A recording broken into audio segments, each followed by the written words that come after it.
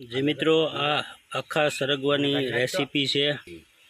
આ સરગવાને આપણે સિંધાવ નમક નાખી અને વ્યવસ્થિત રીતે બાફેલો છે।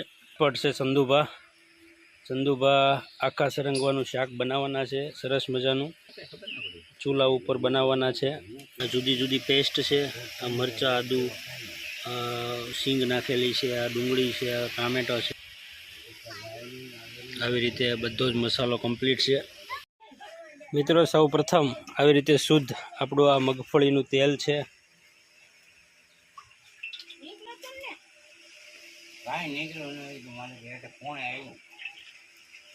તો આવી રીતે તેલ જે છે કમ્પ્લીટ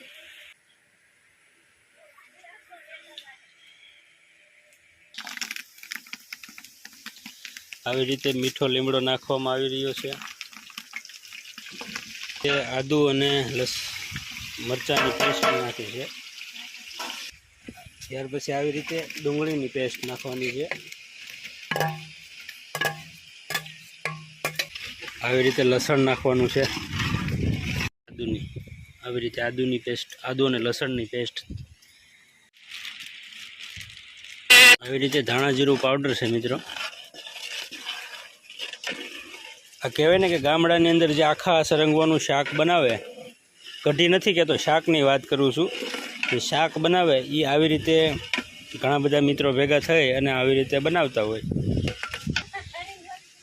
આવી રીતે તમાલપત્ર છે,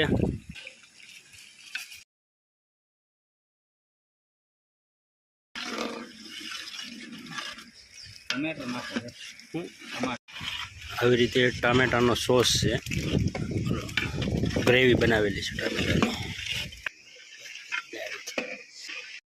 ત્યાર પછી મિત્રો આવી રીતે દહીં નાખવાનું છે। દહીં થોડુંક મોળું હોવું જરૂરી છે।